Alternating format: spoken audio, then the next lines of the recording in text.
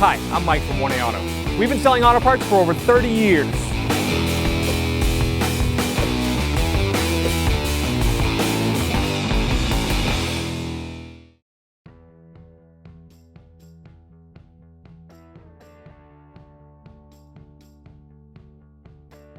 Hi guys, Sue over here at 1AAuto.com, and we're taking the backing plate off today on our 07 Mazda 6 sedan.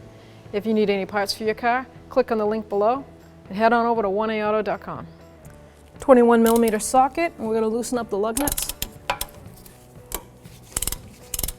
I like to loosen in a star pattern, the same as installation. I like to loosen the lug nuts up with the weight of the vehicle. That stops the tire from turning. But once they're all loosened up, you can raise your vehicle, support it, and remove the tire.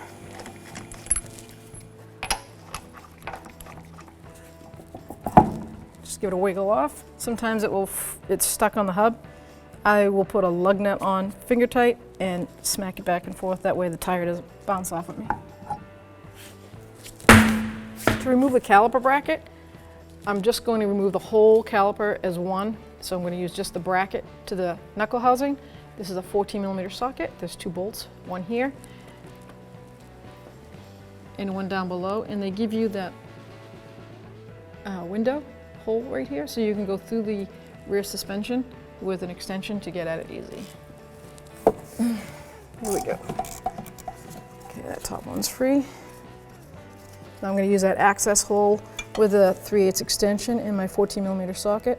Go right in there. I can put my ratchet on. Break this one free.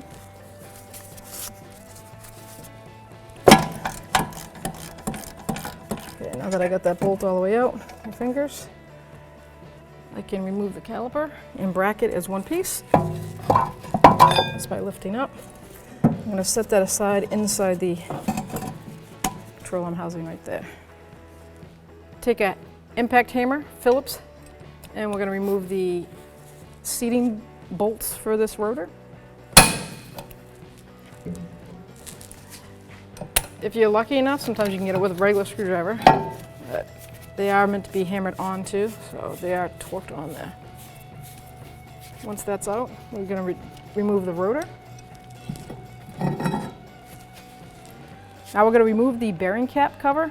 I have a bearing cap cover removal tool. If you don't have one of these, don't fray, you can use a flathead screwdriver or a flat chisel. You just don't want to puncture the cover because it's made of like tin. You don't want holes in it because they don't want water in there. That's the whole point of it.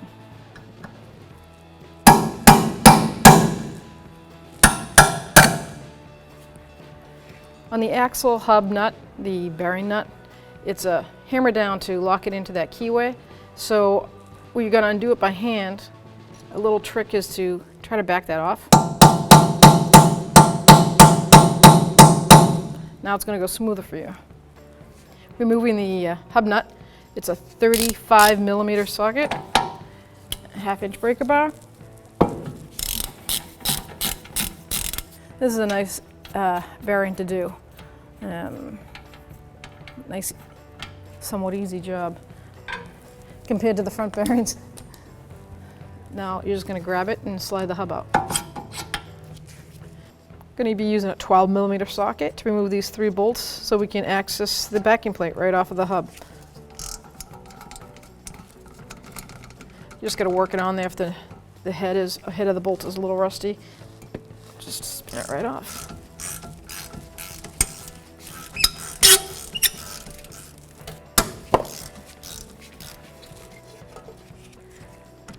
This is a nice backing plate shield for a change.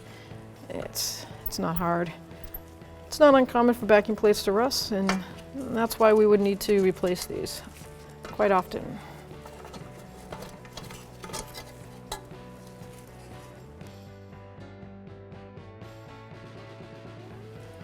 To install, we're just going to reverse procedure. I'm just going to line up the bolt holes, put the first one in. And just work my way around to the other 2. And we'll just tighten these hand tight, and then we'll put a ratchet on it. We'll just snug them down, and there's no torque for this. You can see the lines with the old bolts, how they lined up, so I'm just gonna reuse those. You don't want any noise when the rotor hits.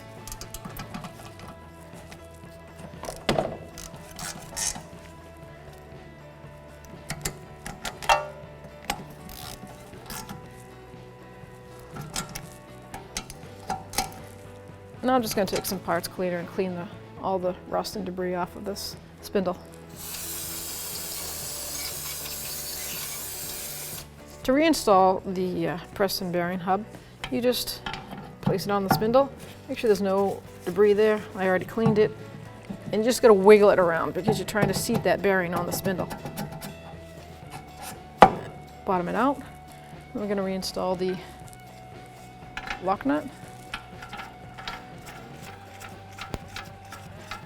This is a 35mm socket once again, and the torque on this is going to be 173 foot-pounds. And now we can take our punch and hammer and put the tab down on the lock. Replace the dust cap. I just seat it on by hand, give it a little tap, spin it around.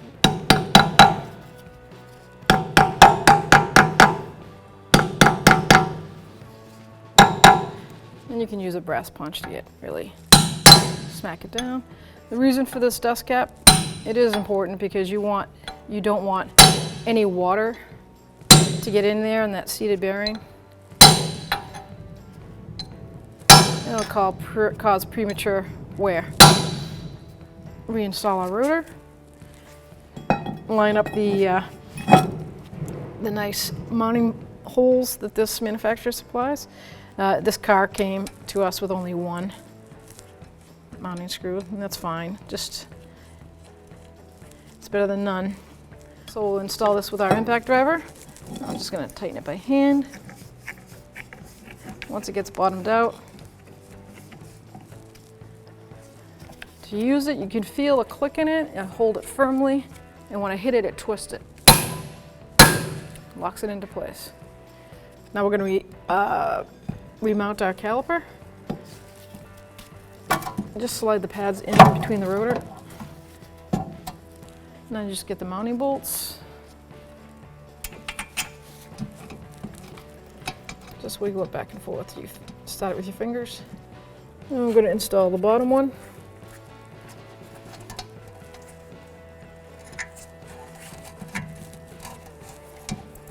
This one you're probably going to need a socket. Just use the nice access hole that they give you. Put your 14mm socket on there and start that by hand. Now we can use our ratchet and snug these down. We'll get the torque specs and we'll torque them to the manufacturer's specifications. Caliper bracket bolts, mounting bolts are 49 foot-pounds. We're just going to torque that up. And move on to the bottom one. Once you get your torque wrench in there, there we go, 49 foot-pounds. Now I'm going to mount the tire back on. I'm just going to hand tighten all the lug nuts. Lowered my vehicle just enough to put pressure on the tire. We've got a 21mm socket. And the wheel torque on this is 87 foot-pounds. I'm going to preset my torque wrench. And I'm going to tighten them in a star pattern.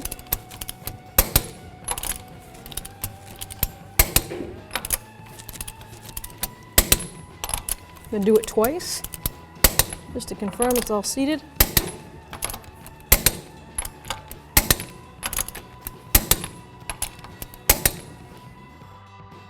Thanks for watching. Visit us at oneauto.com for quality auto parts, fast and free shipping, and the best customer service in the industry.